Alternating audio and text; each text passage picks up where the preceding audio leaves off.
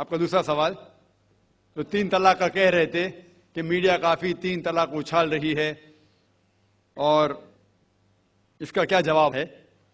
افسوس کی بات ہے کہ معاشرے میں، مسلمان کے معاشرے میں 3 قسم کی طلاق ہے۔ مسلمان کے معاشرے میں، سوسائٹی میں، ایک طلاق بدعت، طلاق طلاق طلاق ایک ساتھ میں ہو جاتی ہے۔ ایک طلاق حسن، جو طلاق دو، ایک ماہ رکو حیض کے لیے، پھر طلاق دو، پھر رکو، پھر تیسرا طلاق دو۔ اور تیسرا طلاق کے حسن، جو بالکل صحیح طریقہ ہے، جو قرآن شریف کی ہے، طلاق دو اور 3 ماہ رکو۔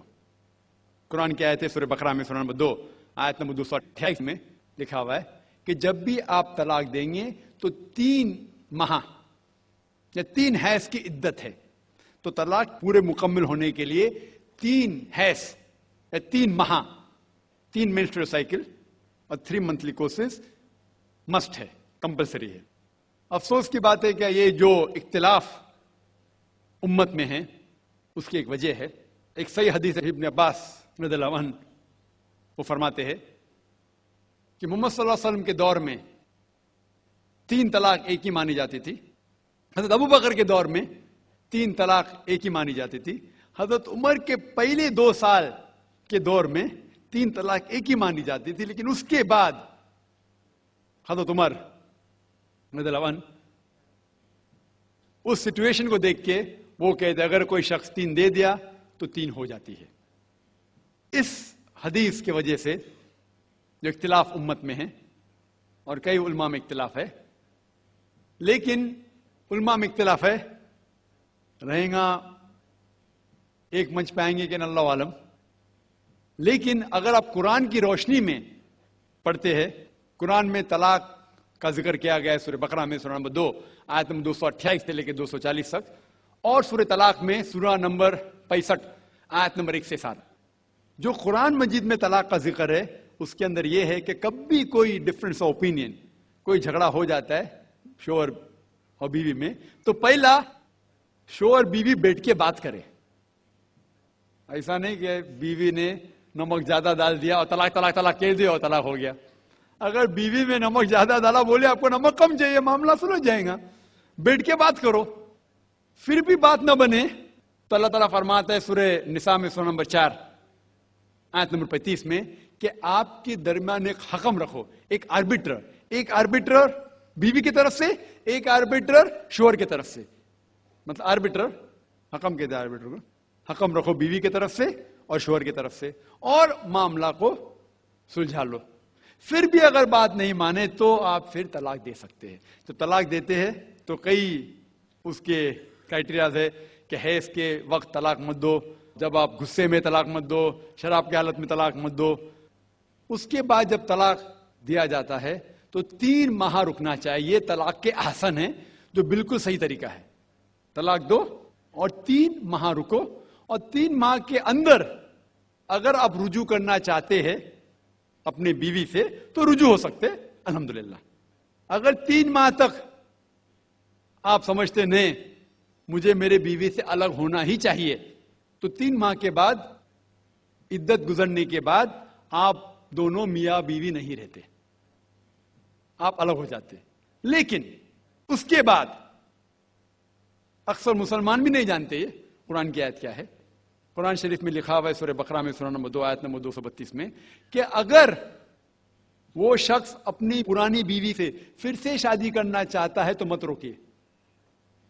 تو اگر طلاق ہو چکا ہے صحیح طریقے سے، طلاق کے احسن کے طریقے سے، اور 3 ماہ ہو گئے، عدت گزر گئی، 6 مہینے بعد اگر لگا بھائی جو میں نے کیا غلط کیا، میں پھر سے شادی کرنا چاہتا ہے، تو وہ آدمی اپنی پرانی بیوی سے پھر سے نکاح کر سکتا ہے، لیکن نیا نکاح نیا مہر، نیا نکاح نیا مہر، جو کئی مسلمان نہیں جانتے۔ افسوس کی بات ہے کہ ہم مسلمان قرآن کو ترجمے کے ساتھ پڑھے ہی نہیں، صحیح حدیث کو ترجمے کے ساتھ پڑھے ہی نہیں۔ اگر ہم قرآن شریف کو صحیح طریقے سے پڑھیں گے اور صحیح حدیث پہ عمل کریں گے تو یہ جو غلط فہمیاں ہیں دور ہوئیں گی، اور پھر سے اگر شادی ہوئی پھر سے آپ ساتھ میں رہ سکتے، پھر سے پرابلم ہوا تو پھر طلاق دو، پھر 3 ماہ رکو، پھر سے الگ ہو جاؤ، پھر سے آپ چاہتے پھر سے شادی کر سکتے۔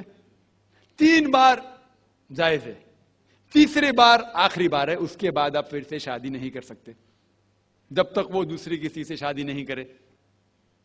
لیکن میں نے اپنی زندگی میں ایک بھی شخص میرے زندگی میں نہیں آیا جو طلاق کے حسن کیا، صحیح طریقے سے طلاق دیا، علیحدہ ہو گئے، پھر نکاح ہو گیا، پھر علیحدہ ہو گئے، پھر نکاح ہوا، پھر علیحدہ ہوا۔ میں نے کوئی بھی شخص میرے زندگی میں پورے دنیا میں ایسا شخص کے بارے میں سنا ہی نہیں جو صحیح طریقے سے کیا اور بچھڑ گیا، پھر سے شادی کی، پھر سے بچھڑ گیا، پھر سے نکاح کے، پھر بچھڑ گیا، پھر شادی کرنا چاہتا ہے۔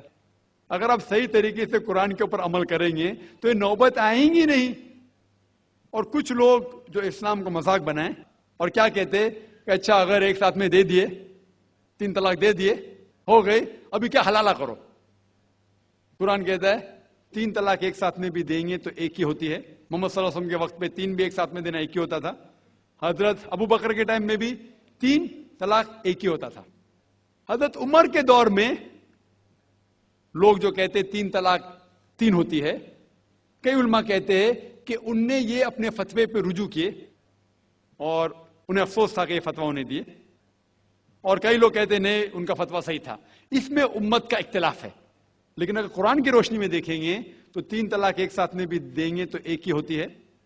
حضرت عمر کے دور میں رضی اللہ عنہ انہوں نے کہا تھا کہ ہم اسے کہہ نہیں سکتے کیا وہ غلط ہے، لیکن علماء یہ کہتے ہیں، مثال کے طور پر ابن تیمیہ، شیخ ابن تیمیہ، وہ کہتے ہیں کہ یہ حضرت عمر میں اللہ بھی پلیز رضی اللہ عنہ، وہ محمد صلی اللہ علیہ وسلم نے جو کہا اس کے اوپر نہیں ہے، اسی لیے ہمیں بات ماننا چاہیے قرآن اور اللہ کے رسول کی۔